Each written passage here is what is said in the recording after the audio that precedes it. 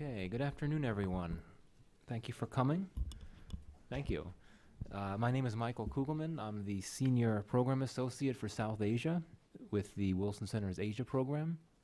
I'd like to thank our co-sponsor for today's event, that being the Wilson Center's Middle East program, and specifically Hale Esfandiari, who I think had seen earlier, as well as her colleagues Mona Yusuf and Kendra Heidemann. Let me offer just a very brief word about the Wilson Center for those of you that may be here for the first time. We are the official memorial to President Woodrow Wilson, the only U.S. president to have held a PhD. We serve as a gathering place for scholars and other experts who inform the world's public policy debates. We seek to build a bridge between the worlds of academia and public policy in order to inform and develop solutions to policy problems and challenges. The Wilson Center has been blessed in recent years to have hosted a number of prominent journalists and writers who have spent time here as public policy scholars and gone ahead to publish very timely and often very influential books on various aspects of public policy and international security. These people include, just over the last year or two, Rajiv Chandrasekaran of the Washington Post, David Wessel of the Wall Street Journal, Mark Mazzetti, David Sanger, and Helene Cooper of the New York Times. And to that impressive canon has been added the name Linda Robinson, who earlier this month published her latest book, 100 Victories, Special Ops, and the Future of American Warfare. The book, as you probably noticed, is being sold outside, so you're all cordially invited to purchase a copy afterward. And I understand that Linda has kindly said that she would be happy to inscribe your copy after the event. 100 Victories is a study of U.S. Special Ops Forces based largely on Linda's on-the-ground presence in Afghanistan over much of the last 2 years, during which she spent much time with Special Ops Forces.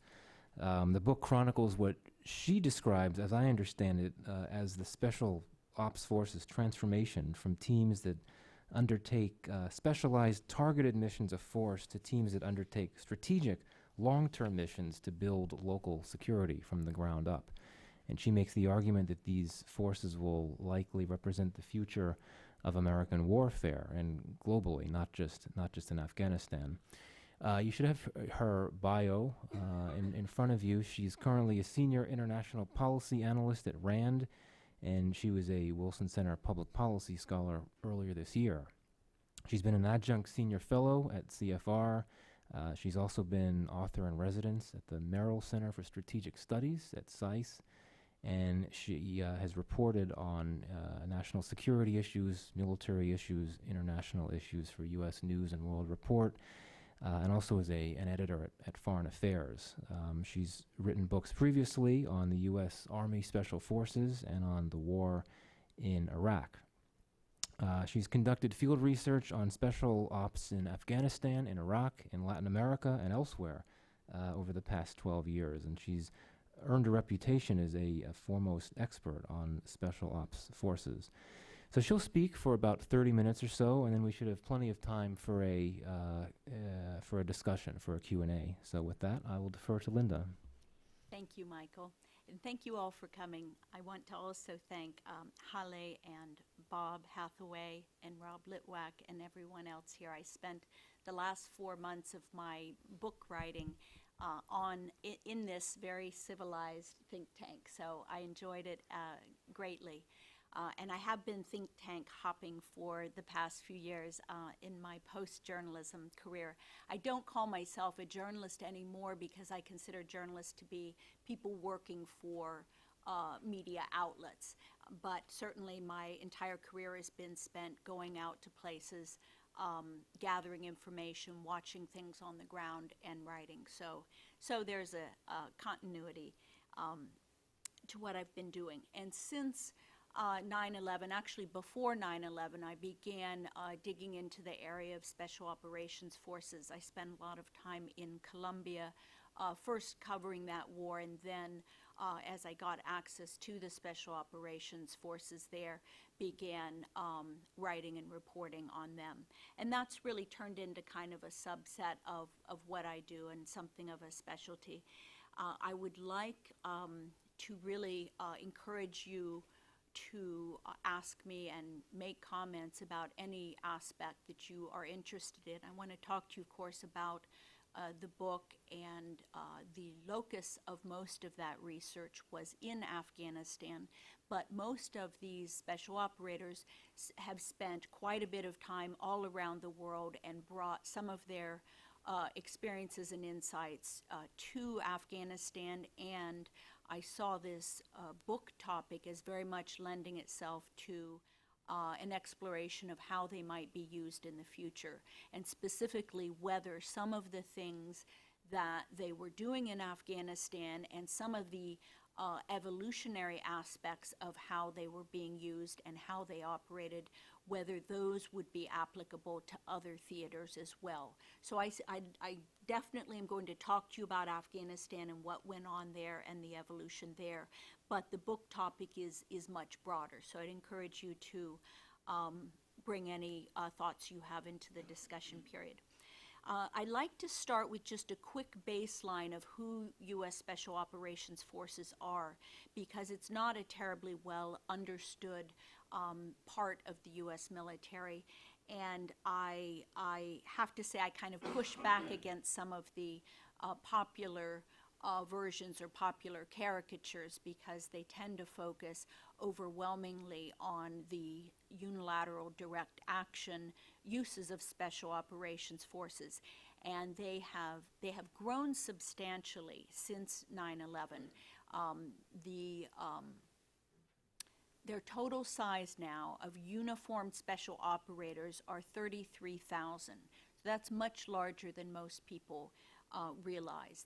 That is over doubling of their previous size. They've also been deployed to more places for longer periods than any time previously in their history. Their op tempo, as it's called, their operational tempo, has almost tripled. Now those figures will probably come down in the years ahead, partly because we are winding down in Afghanistan, and of course we've left Iraq.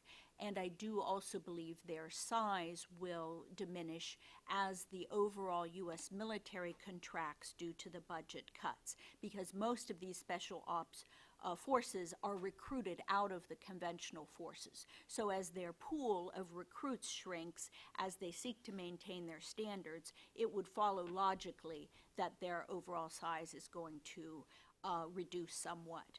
Now, of course, the Special Operations Command is intent upon making the case that their utility and the high demand for them argues for maintaining their budget and perhaps a disproportionately small budget cut, but I do think they will be declining to some degree in size in the years ahead. And that's going to force, I think, some hard choices about where and how they are used. The final note about sort of snapshot of the Special Ops Forces is they come from all branches. Army Special Operations constitutes the largest share. They are half, easily half of the total. And of that Army half, over half of those are what are called the Army Special Forces, or Green Berets as they are colloquially known. The other elements of Army Special Ops include Civil Affairs, PSYOP, Rangers, Army Aviation, which are the helicopter pilots and crews. There's also Air Force Special Operations. Those are the airplane pilots and their ground personnel, which include combat controllers.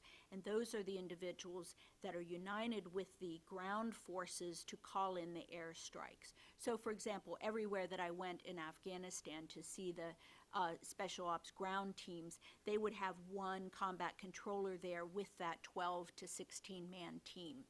And it was an interesting position for, the lone Air Force guy to be out there with either Army, Marine, or Navy SEAL teams. But it was an example of what they like to tout as their joint approach to warfare. And I mentioned the Marine Special Operations. Those are the newest element of the Special Operations family. They were formed in 2006. So that's the snapshot part. Let me talk to you a little bit about my project in Afghanistan. I had been out in Afghanistan early in the war after 9/11, then I spent a lot of time in Iraq, and then I came back in 2009 to resume my focus on Afghanistan and Pakistan. And I noticed a civil defense initiative beginning. It initially had the name Community Defense Initiative and Local Defense Initiative.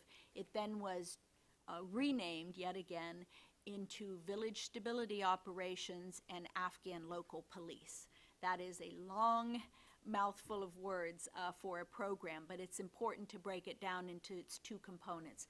The Village Stability Operations was an approach of stability operations, going into these villages and trying to find out what the drivers of conflict were, and working with the tribal elders and the population of the village to see what they could do to address those sources of conflict. And those could range from disputes, inter-tribal disputes, water disputes, property disputes, and many of these long-running feuds were things that the Taliban would come in and exploit for their gain. So it's a very complex situation, and these teams would have to spend quite a bit of time simply learning about the details of what was going on in the village. Then, if the village elders wanted to form a local volunteer defense force, they would hold a shura, they would have a vote, they would agree to do so, and then they would nominate some of the young males in the village to join this force. And at that point, the special operations teams would train those civil defenders in basic techniques. They were not to be an offensive force, so the training they got was fairly rudimentary. And many of these Afghans were farmers. Some of them had experience before, previous perhaps military experience. Perhaps they'd been part of militia in years gone by. I'll speak to you about one particular individual down in Kandahar who was a member of what was called the Gomai militia from the Soviet era. So anyway, they would take these individuals, and they were limited to 300 volunteers per district. District is roughly a county equivalent. So this, the design of this program was very strict about it being the villagers' decision as to whether or not they wanted to form this force, and its defensive nature, and finally that it be capped at 300. There was an exception made to go up to 400 in a couple of districts, but it was pretty uniformly enforced that 300 was the limit. And again, the idea was that these were to be local defenders. They were not to be used and taken off somewhere for offensive purposes, nor were they to be used to create a militia of 10, 20, 30,000. And that's why they were kind of at pains to not use the term militia, because that does connote to many in the Afghan context a 10, 20, 30,000 man force, such as the warlords of previous decades had at their disposal. So this is a key distinction, and we can talk about it more if you would like. So I wanted to watch this initiative unfold, and it did represent quite a turnabout from the way in which the Special Operations Forces had been interacting and operating in Afghanistan. Early in the war, of course, this is very famous, went in with CIA teams and partnered with the Northern Alliance militia to topple the Taliban. And in that case, they were partnered, but they were very much on the offense. And they continued that use of indigenous partnering for many years. They were really using them in a counterterrorism mode. They would have Afghan forces, they would go out and launch raids on targets and go hunting Taliban. And it was not at all village-based, and there was no real attempt made to do community building, governance, economic, look into any of those issues. It was very strictly focused on going, as one special operator I quote said, we would round up our indige and go hit targets. Indige is sort of their operator slang for indigenous forces. So it was really kind of an expedient use of the local forces rather than saying what do they want, how do they want to defend themselves, if indeed they do, and how can we help them. So it was really quite a contrast with the early years. I wanted to see whether it would work. This was the largest such initiative that they had undertaken since Vietnam. In fact, it was their largest and most sustained deployment of anywhere, of any type since Vietnam, and in fact ended up exceeding in length the Vietnam deployments. In Vietnam, the Civilian Irregular Defense Group was the local defense initiative, and that wound up growing to 50,000, so it was quite large. The numbers in Afghanistan had only just about reached 30,000, and as they continue to vet their ranks and there is some attrition, it's somewhere between 25 and 30,000 now, so it's not numerically as large an Afghan force as it was a Vietnamese force, which was principally the hill tribes, the Montagnard Hill tribes then. But it was similar in concept in terms of providing for local defense. In the Vietnam era, there was not quite as great a focus on the stability operations component. This was touted in the early 2009 period as they were getting this off the ground as a potential game changer for the war in Afghanistan.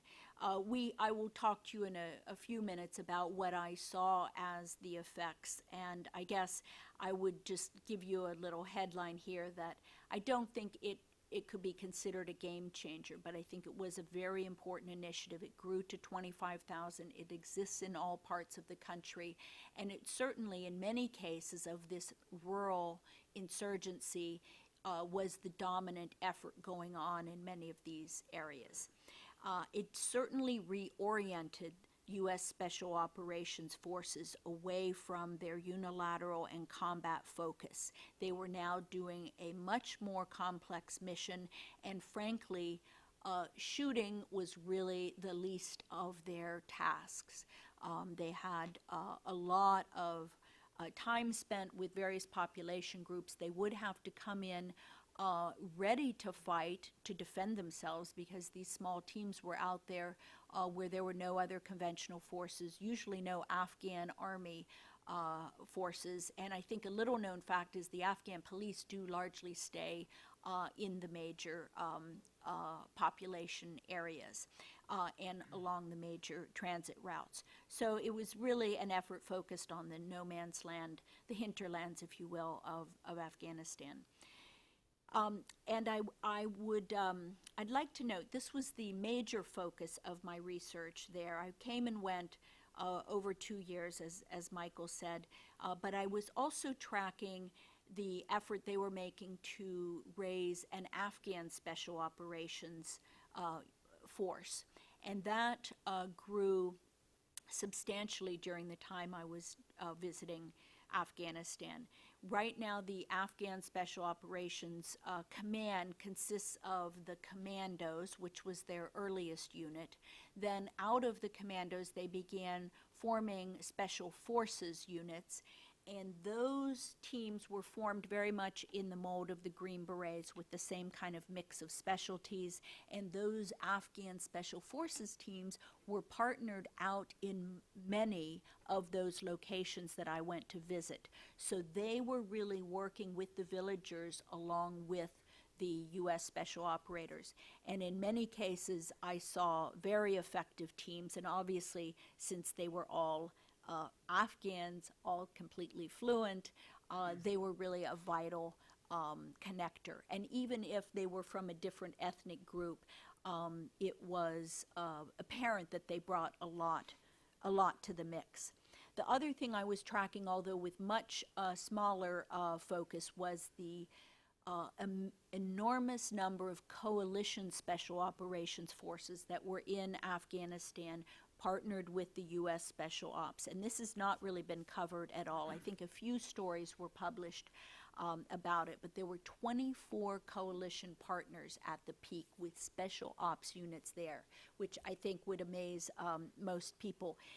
Their traditional allies is, Britain, Norway, New Zealand, but also new units like Estonia, Croatia, Lithuania, a lot of countries that have recently formed, Romania, Poland, recently formed special ops units. So it was an opportunity for them to really train in the field in live operations with the U.S.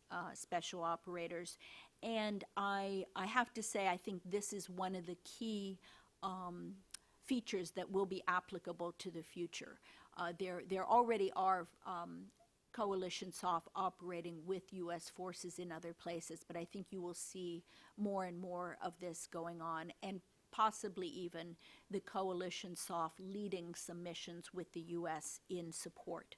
The final element that I looked at over in Afghanistan was the evolution of the special operations chain of command. And this is kind of gets into the internal institutional business and a bit into the weeds, but it is important because for all the time that I've been observing and doing my field work on special operations forces, they've had separate command structures. The constituent elements of the special operations community have not been unified under one command.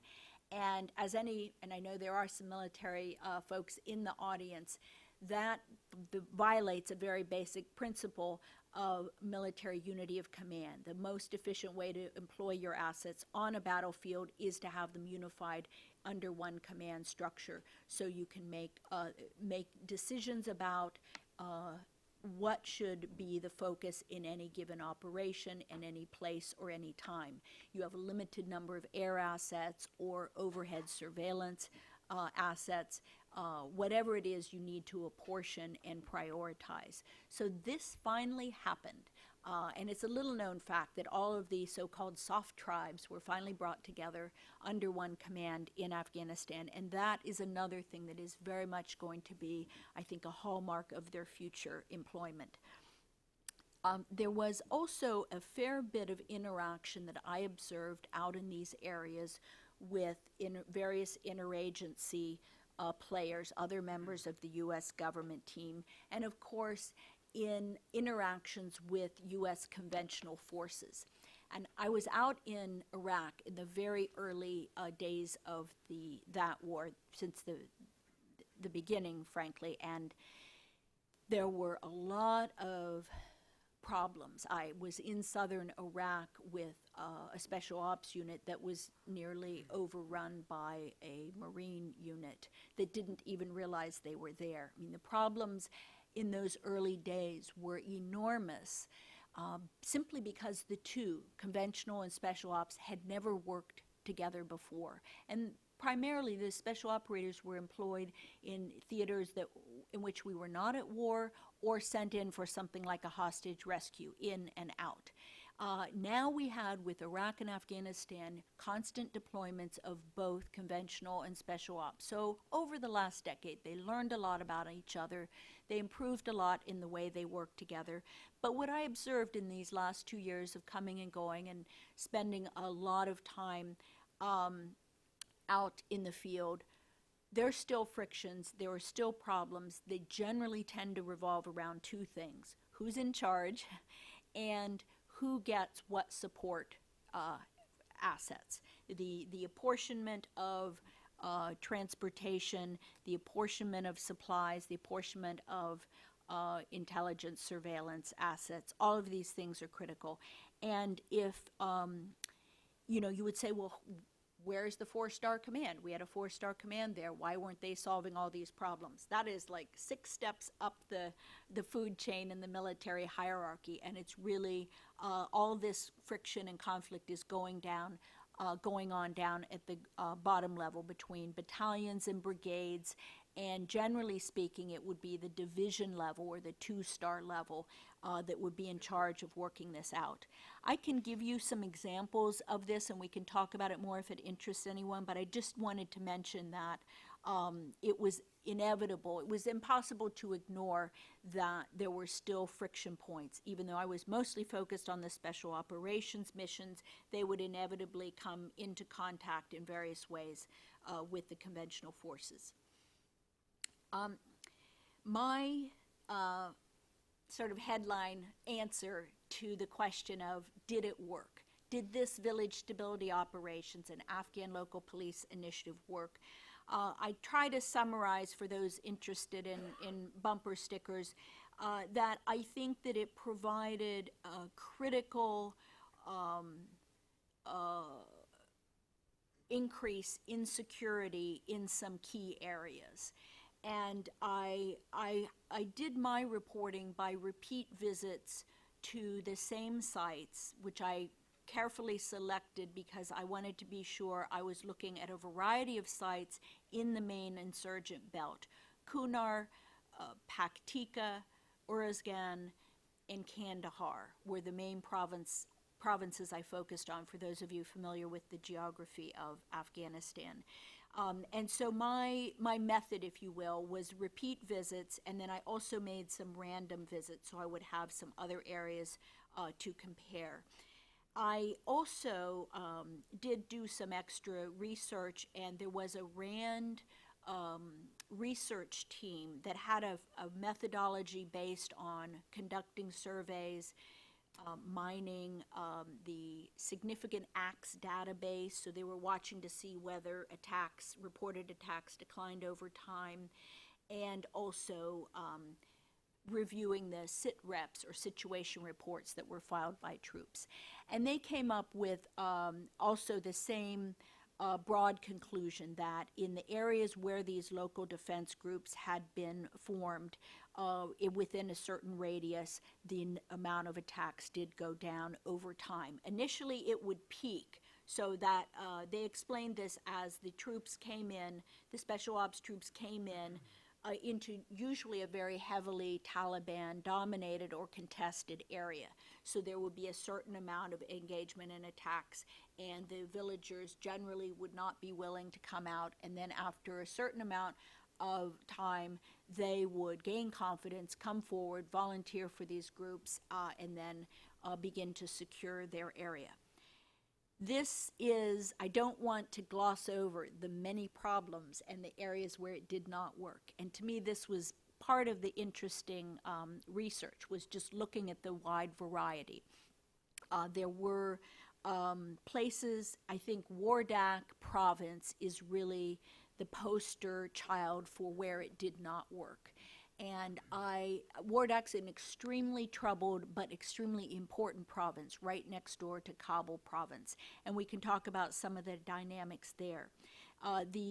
What worked, in my view, it really required an Afghan leader, someone with charisma and courage and the respect of the local Afghans. That you really had to have a leader stand up, and then people would kind of rally to his side. So it was important that the special ops teams were there, but they alone couldn't do it. They had to have an Afghan that was really going to stand up and be the leader. The other thing that seemed to make a difference was to have someone in the Afghan government structure or someone of influence that was going to help guarantee a lifeline of logistical supplies. They would start off with help from the special operations teams, getting them vehicles, guns, pay, their monthly pay, but this was all supposed to start coming through the Afghan government, and particularly the Ministry of Interior. through the district chief of police and the provincial chief of police. Now, sometimes the district police was not interested, not competent, corrupt.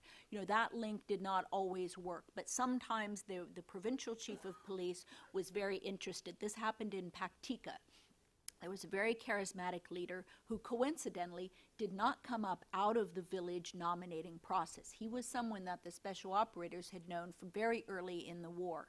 But the local elders rallied to him and endorsed him, and the provincial chief of police was a very strong backer of him. And as they began securing village after village along this key corridor, and Paktika was a place where there were very little U.S.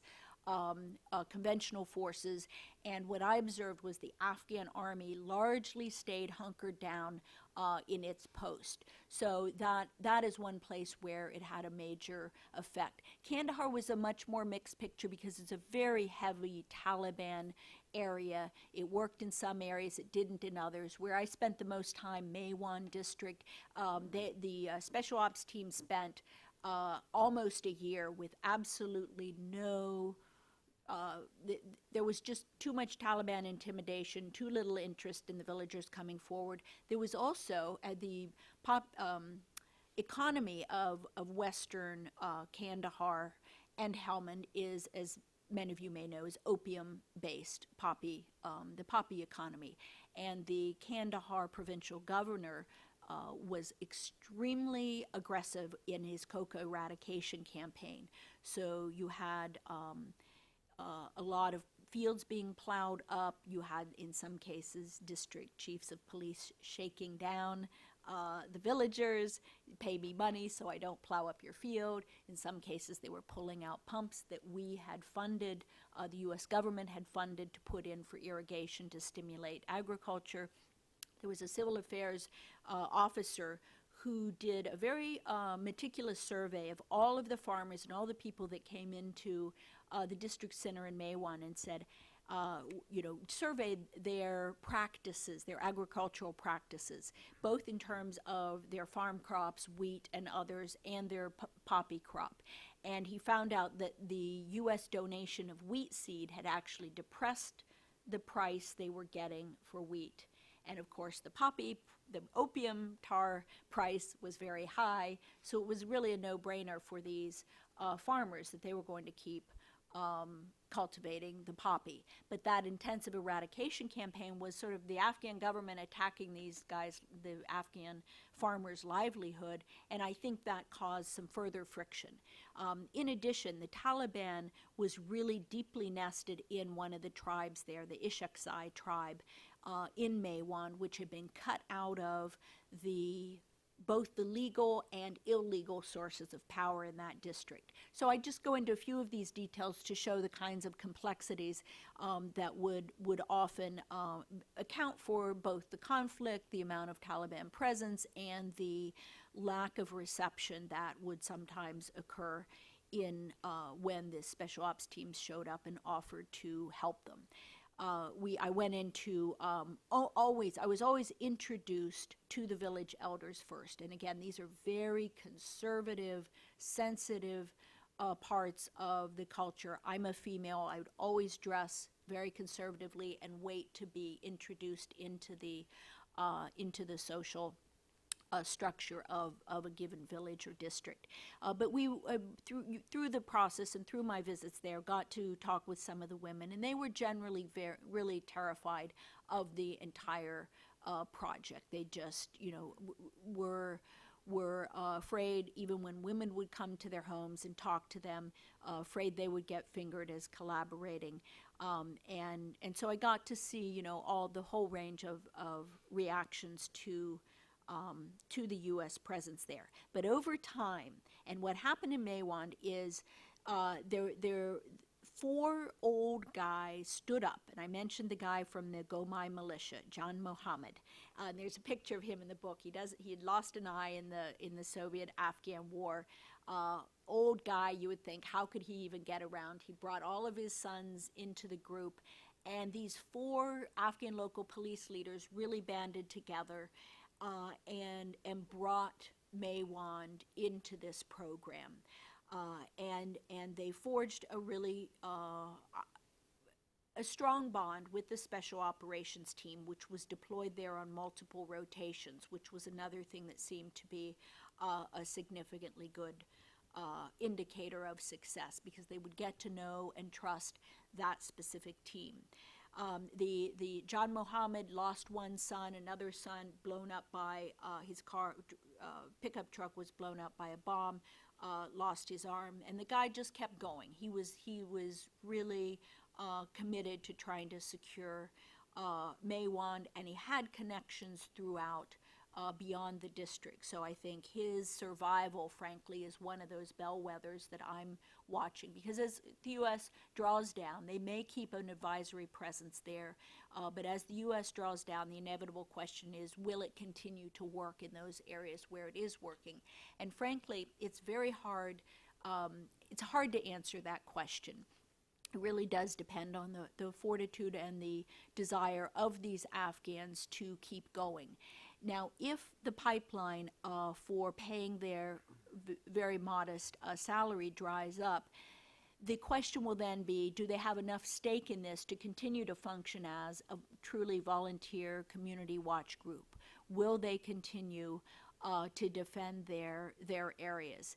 And I think that in some cases, I would warrant that I think Paktika, that force will probably hold together, and another place that I mentioned, Kunar, where I spent a lot of time. Southern Kunar, the populated agricultural valley south of Asadabad to Jalalabad, key corridor there. I think that Afghan leadership has had enough time on the ground, enough mentoring with the special ops teams, and those 4 districts are now supporting each other. So I think I see enough maturity and experience that I think that's another area that could well survive. Of course, in the case of Kunar, that valley is 15 kilometers and less from the Pakistani border. So, of course, that is another key factor. What is the Pakistan attitude toward Afghanistan as we get into this transition phase? And we can talk about where things are headed writ large. I want to end, I think, with just a couple of comments. The special operations community has been traditionally closed to outsiders, conducting their operations in secret. I've worked and tried to persuade, and I think been largely successful in gaining the access to be on the ground. There was no way I could do this book without being out there with those small teams. And I know there were a lot of concerns about, would I interfere with the mission? I was certainly another additional security risk. I've never been in the military. I don't touch any weapons, nor intend to. So I knew I represented a burden in that regard. But I did, I appreciated all the access, but to me, the only way I could write this account was the good, the bad, and the ugly. And there were plenty of things out there that didn't work, that went wrong, and they're all in the book. And I feel that it's really important to try to give an unvarnished portrait. If they're going to give the access, there's no point in doing some kind of, airbrushed portrait. It's very important for people to understand what special ops can and can't do.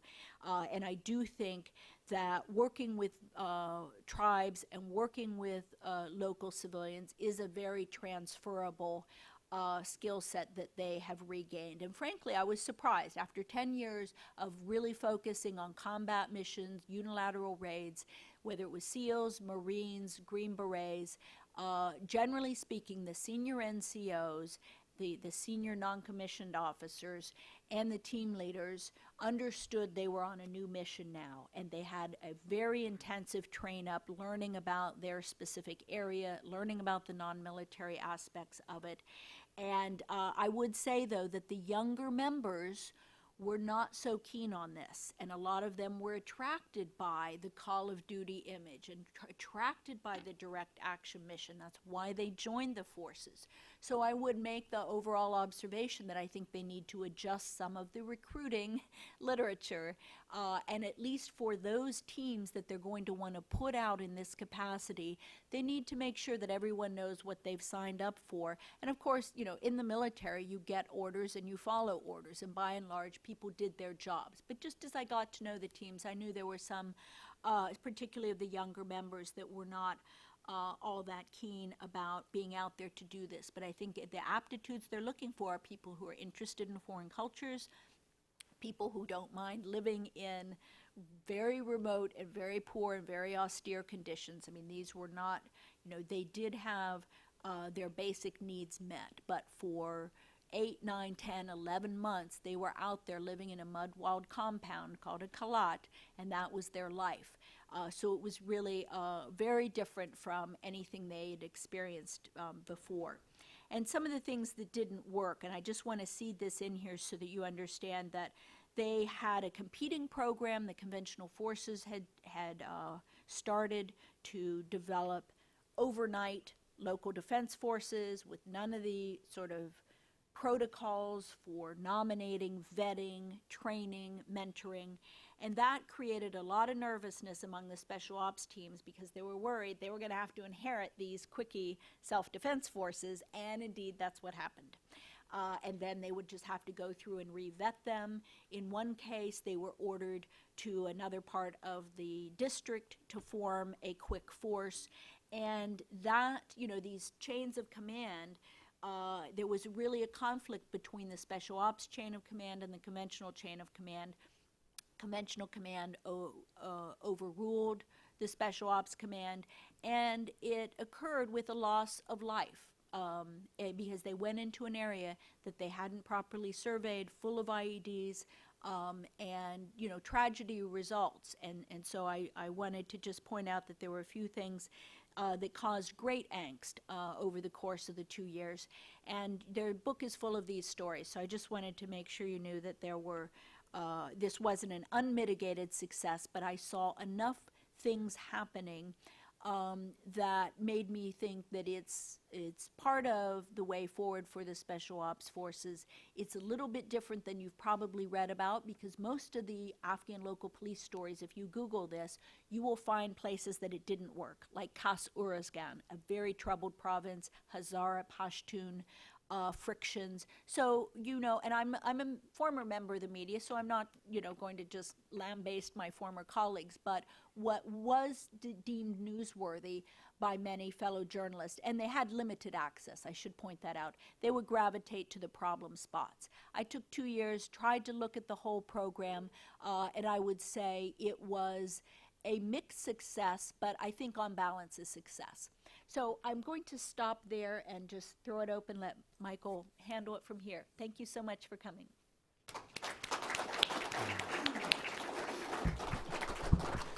Well, thank you.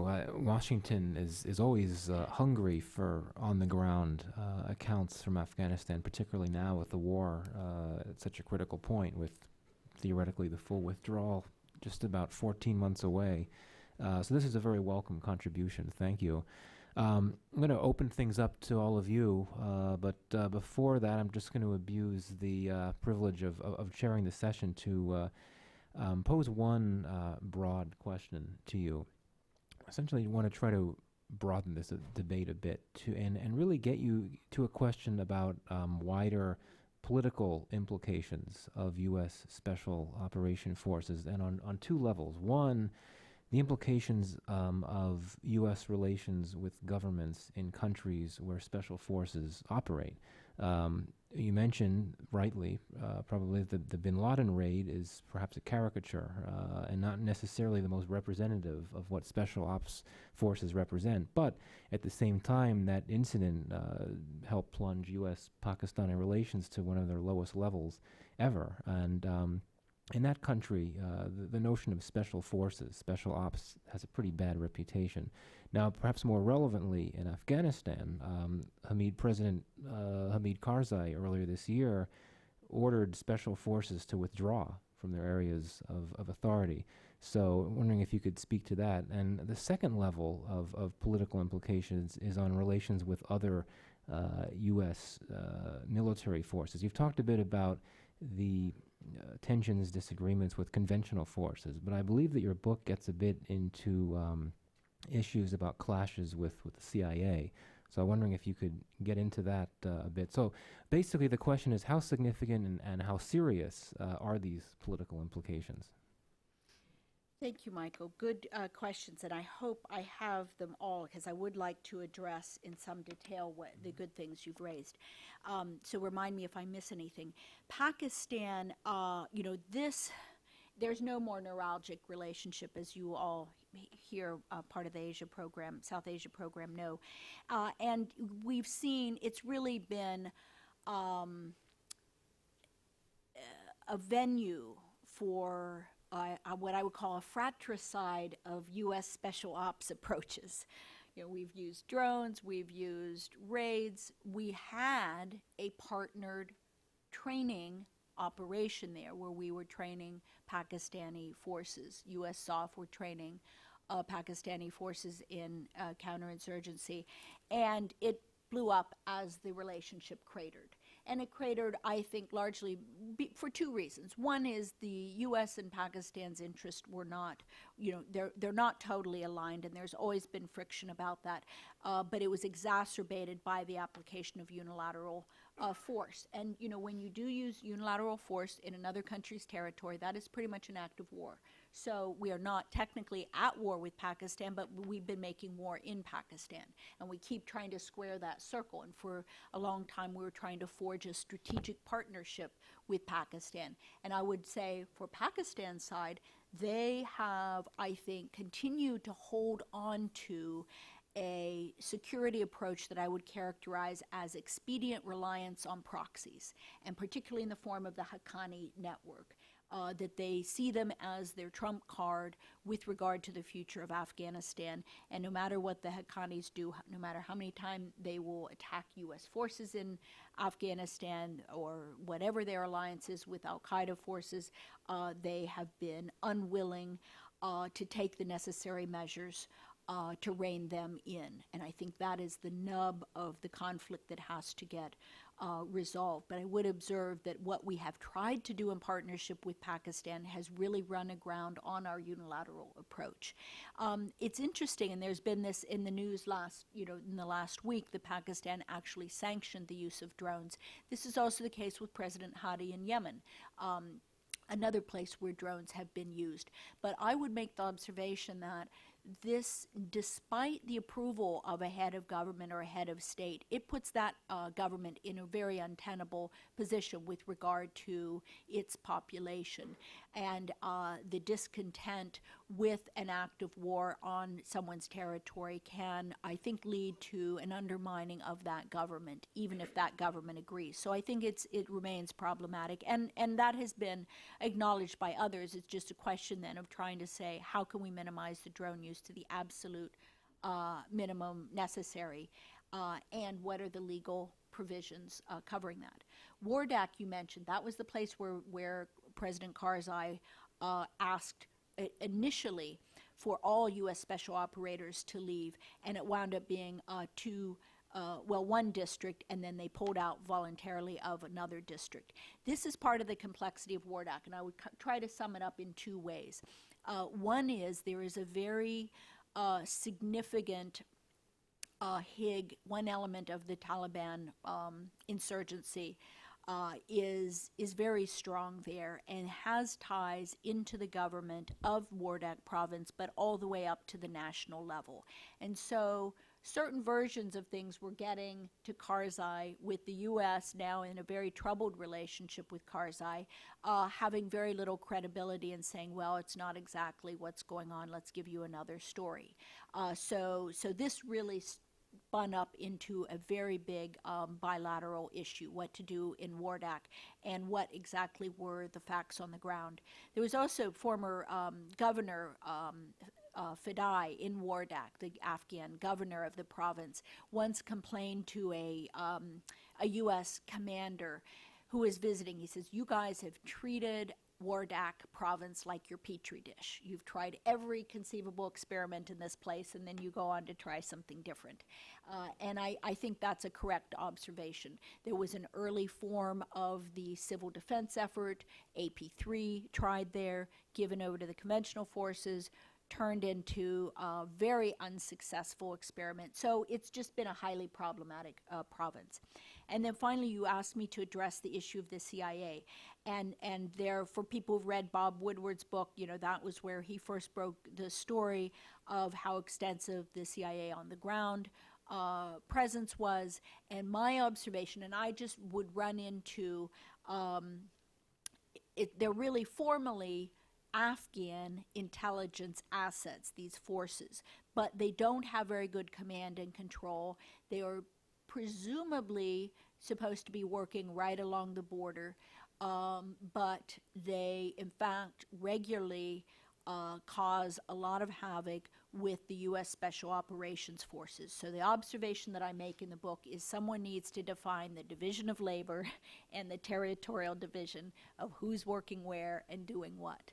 And this was causing a lot of consternation to Afghan local officials, as they would find, in one case in Paktika, these guys were going into the market high on hashish, and no one was really answering for them. So I think this is something going forward. There needs to be, whether it's the Afghan intelligence service or whoever is actually supposed to be exercising command and control over these forces, if indeed they need to continue to exist, that needs to be cleared up. And of course, this is a classic problem where you have two chains of command. You have a military chain of command and an intelligence chain of command, and that needs to get worked out. And no military commander, certainly no U.S. military commander, was in a position to resolve this. They didn't have the authority. So it was, again, something I ran into on several occasions and felt it was important to note. Okay, thank you. All right, try to get these questions answered. If you could wait for a microphone to arrive, we're live webcasting this event. So if you could wait for the microphone to arrive, and then if you could give your name and affiliation and try to keep your question brief. So yes, start with Bob. Bob Hathaway here to Senator Linda. Welcome back. It's nice to have you. It's nice to see that we had a small hand in what I know is a very successful book. Let me get you to talk about your title, specifically two parts of it that you didn't really touch on very much, one being the end of it, the future of American warfare. I know from other things you've written that you think that special ops might have a fairly large future, or ought to have a fairly large future. Explain that a little bit more, if you will, and particularly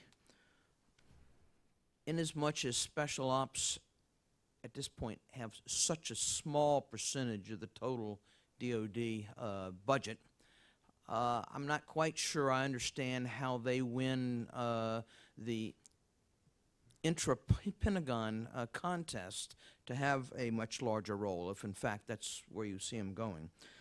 The other is your first three words, 100 victories. This, I'm sure, suggests how old I am. But the first thing I thought of when I first saw that was the conversation back in the 1970s between a U.S. military officer and a Vietnamese general. The U.S. military officer says, you know, we won every battle we fought, and then the Vietnamese says, yes, but you lost the war. You probably have a very different meaning, but that, at least to those of us of a certain age, that's what it evoked for me. So explain that title, part of the title, please. Thank you, Bob. And again, I just really loved my time here, and I appreciate your hosting me. I'm glad to have the opportunity to say more about both of those things.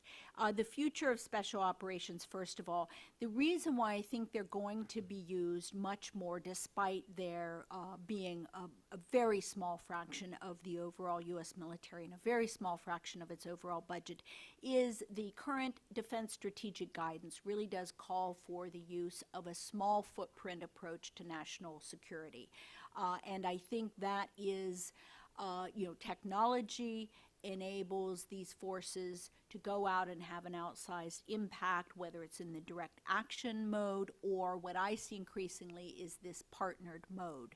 So you can go and send a few special operations teams to a country, which is what happened actually in the Philippines and Colombia. A very small footprint deployed for a decade really helped those countries resolve serious threats. And in the case of Colombia, a countrywide threat. And I spent a lot of time in Colombia, and it was very much on the brink of a kind of anarchic collapse. I would not say a guerrilla takeover, but the government did not have control over well over half of its territory. And now they are in final stages of negotiations. The leadership of that guerrilla group, 40 years of war, decapitated. So you do get to an end game through a small footprint approach to security. It is not a panacea. It will not work everywhere, but I think the option that it represents is between a big war, which I do not see us engaging in, frankly, anywhere, probably in my lifetime, but it is certainly, I think, going to be the most extreme case or circumstances that would drive us to deploy 100,000 plus troops somewhere anytime in the near future. And the other pole is, of course, stay home, do nothing. Let the threats multiply out there, become what I would see as kind of a neo-isolationist power where we just try to avoid any foreign entanglements. A small footprint approach together with other elements of the U.S. government. So I don't want to at all be interpreted as seeing a future where we're just using the military alone. Although I do lament that post-Benghazi, there is even more terror on the part of U.S. diplomats to get out into the conflict zones, and I lament that. And I watched in Afghanistan as the regional security officer was really restricting those civilians from getting out, and that needs to change.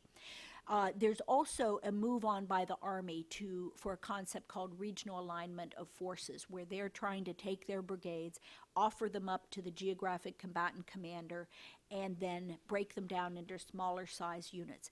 But this is still very much a work in progress. So you would, for example, I neglected to mention, in Afghanistan, in the village stability operations, they broke down infantry battalions, U.S. conventional infantry battalions, and sent out squads with many of these teams to help them and help secure them, provide additional security, because it would just be one lone team out there in a district.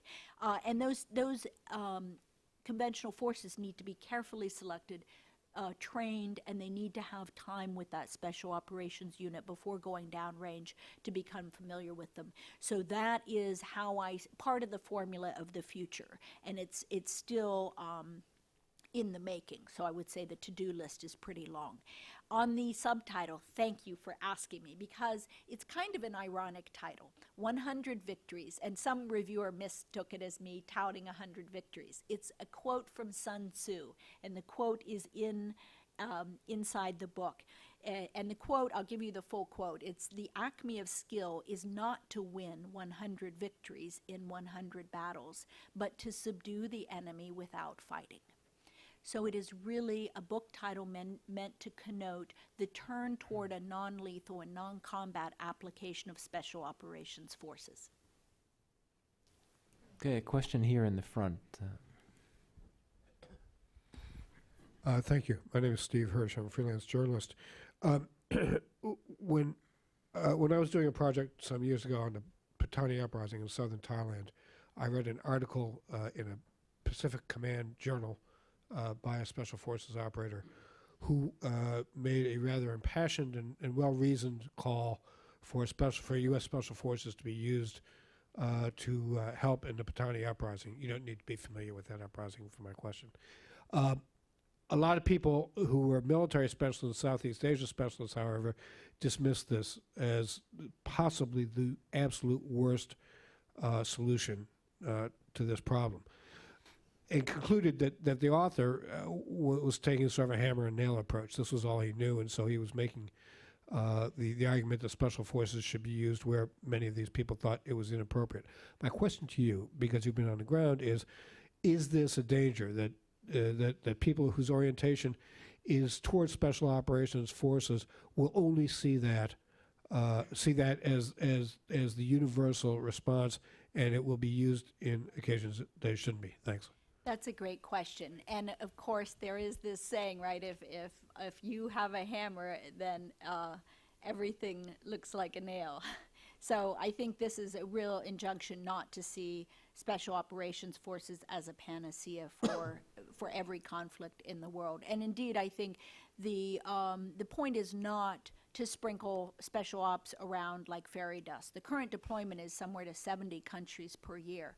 And it seems to me it's impossible to expect to have lasting strategic level effect by that kind of employment of a small force. I think it's much more important that the command focus on the key areas and figure out how they can have a truly I hate that word game-changing, but a truly enduring impact in those places where it matters to U.S. interests, not to be given out like a political reward or just an engagement tool. You know, we spend a lot of time and effort training these forces, and they really are meant to go out and stay and work with local populations and local forces. I don't know the example of Thailand, but I would like to say, I know that we have been partnered with Thailand for many years. The special operators have deployed there, and I do know they have internal conflicts. They have a history of coups, and I would just take this opportunity to say, you know, it's very important. We have a law, the Leahy Amendment, that requires that all units that are going to receive training be vetted. And I think that represents a very important principle because the U.S. does not want to be seen as empowering abusive units. But over time, I'll give the Mali example. There was a lot of press about the coup in Mali being conducted by a colonel who had received U.S. training. But the one unit that stayed loyal to the constitutional government was the unit that had received the most intensive training by special ops. U.S. special operators. So I think it's important to look at the nuance, look at where you want to apply them, and make sure you're applying them in a sophisticated way. I think that what is going on, I was out at Monterey at the Naval Postgraduate School last week, where the largest special operators education program is. They go for 18 months and they get a master's degree. And I was very impressed. It's an extremely rigorous program. You know, a civilian academic staff, very high standards. And I think what they are doing is really developing a new generation of very sophisticated social scientists, really. I mean, they're armed with a lot of social science tools. They take a very deliberate, serious approach to the problems they're given. And I think it represents a new level of professionalism in the force. U.S. officials decide whether it's appropriate to use special Oh, this is absolutely a policy decision as far as what country they're employed in. They're doing a great job of it. I think, and I hope that some of my work is educating them on the full range of special ops applications and not being in love with the drone and the raid. Okay, let's go to a question here. The woman in the green, I think it's a green jacket.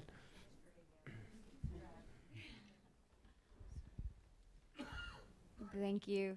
I'm going to stay seated, is that okay, so I don't block. Kristen Cairns, USAID. I appreciate you writing this book. I was out embedded with USSOF for the last 2 years myself as the development advisor in the West and Southwest, so we missed you out there. But two questions. Hoping you referenced it a little bit, but hoping you could talk a little bit more about interagency partnerships that you observed. We have a thick skin here, so it's okay if they were negative. And then the second being your thoughts on the development governance components of VSO moving forward in future engagements. Thank you so much for that question, because I do try in my talks to work in mention of what I felt was the most effective civilian partner, and it was in the person of a woman, Mary Ketman, who spent 2 years in Paktika. I see your head nodding. She is, to me, an amazing what I would like to say muddy boots diplomat or development worker. She lives in Africa. She's been all over every conflict zone of Africa. The Marines have grabbed onto her and are using her now in Helmand as they wrap up there, and she's been in great demand, and she has lived a life of both development work and conflict resolution, and I think that's an excellent partnership. USAID, and I understand that a lot of development organizations and a lot of non-governmental organizations don't want to have a close relationship with the military because they're afraid that it would lead them to be viewed as military or militaristic, and that can affect their ability to do their jobs. And I did have a number of them explain to me that they just absolutely can't expose their local partners to the kind of threat that may occur. And so, but yet Mary, she found a way to make it work.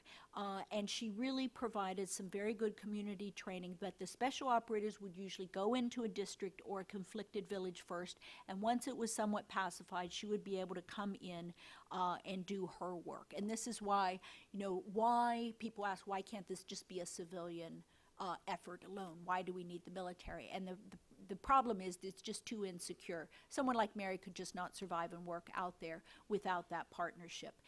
And I made that comment, though, about the regional security officer, which is in every embassy and has an extraordinary amount of power. The time that I was going there, Ambassador Crocker, Ryan Crocker, was the ambassador for most of that time, and I would report back to him because I always stopped to see him and the other high command. I didn't spend a lot of time in Kabul, but I would work my way down, and when I came back, I would say, your people aren't getting out. And he'd say, oh, that can't be right, Linda. I said, well, call so-and-so, because I really felt very strongly that you went to this trouble to deploy civilians out there, and then they get restricted to a base, which now they can't even visit the base, stay overnight, unless they're posted there. I see your heads nodding. So this is my big cause to try to help the civilians do their jobs. Yes, you've had your hand up for a while, right down here at the Frank Fletcher, independent researcher on international relations.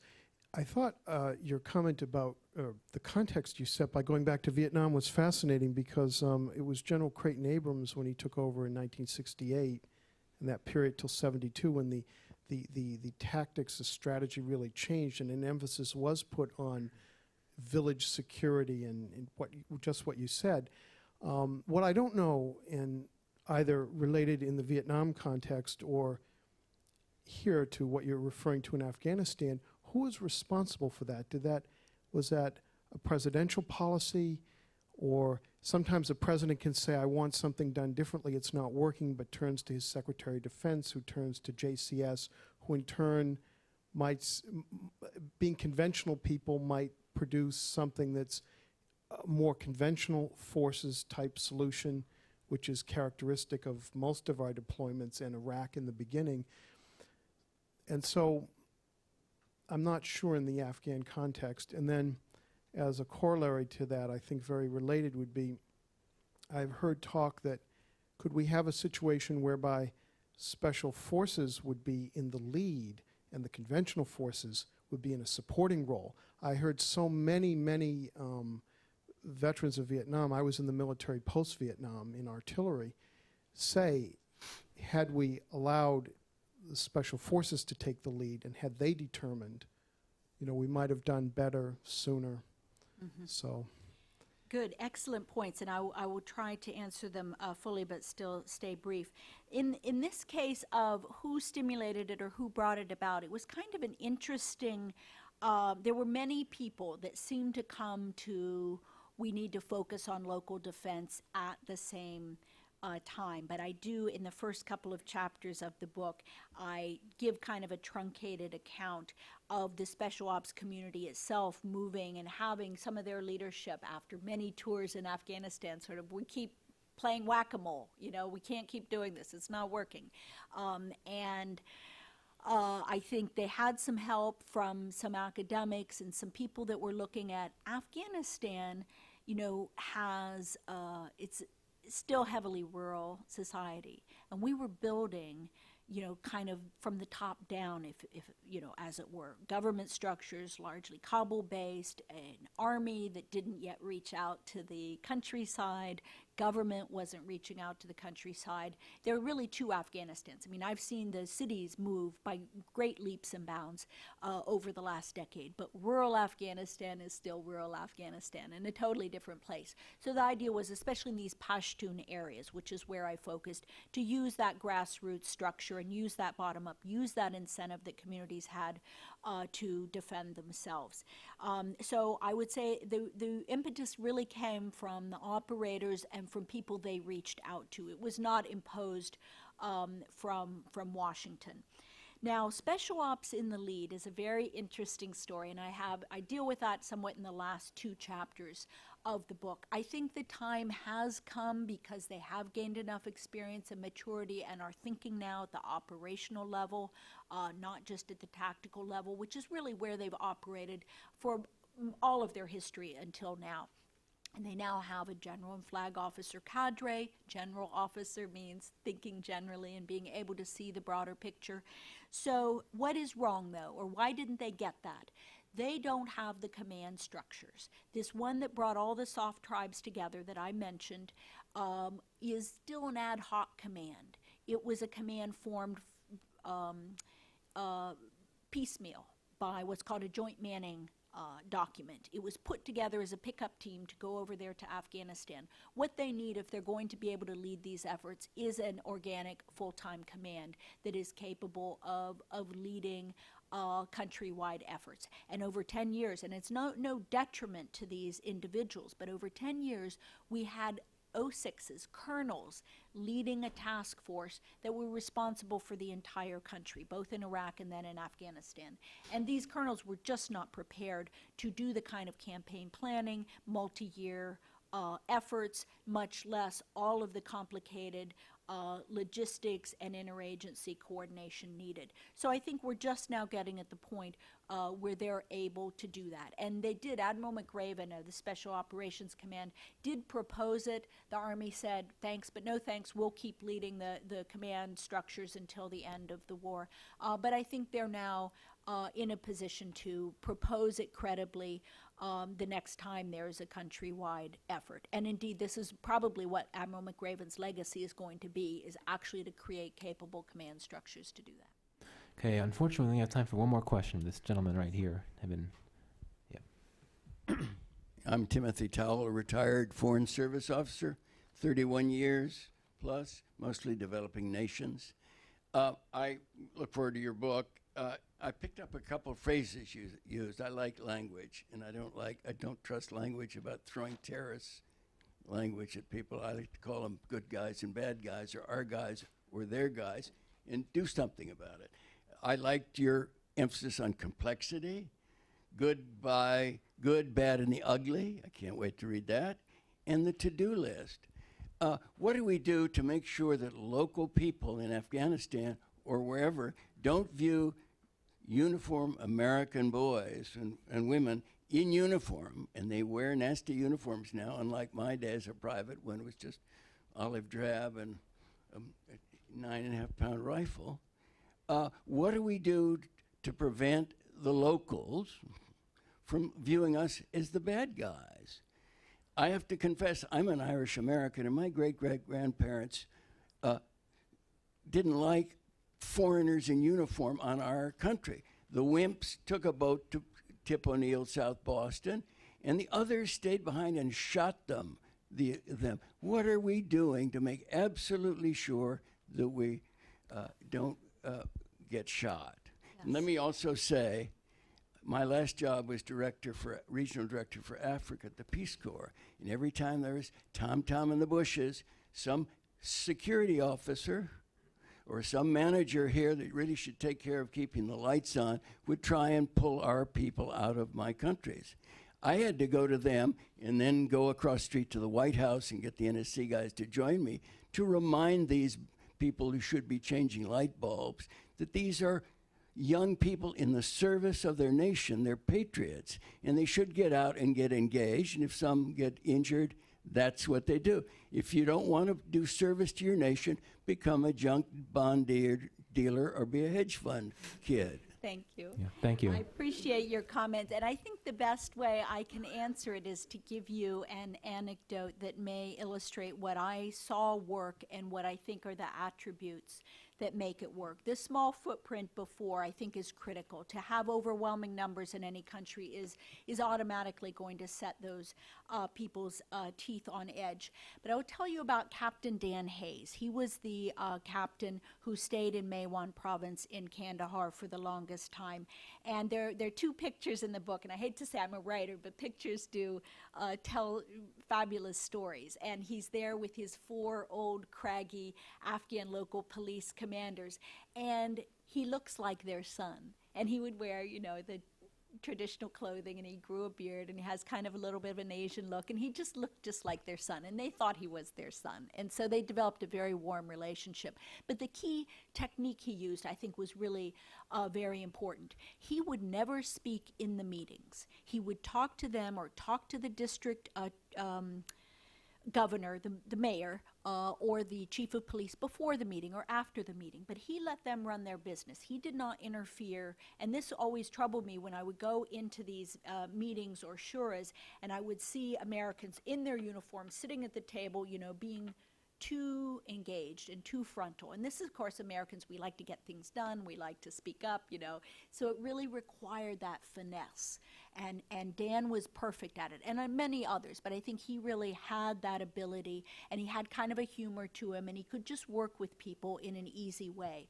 Of course, it wasn't easy, you know, and they had a lot of difficulties out there. It was an extremely dangerous and trying place. And as I said, he spent half of his first tour with no success whatsoever. Went home, they all thought they'd failed, and then they came back and suddenly things started happening. People were happy to see them.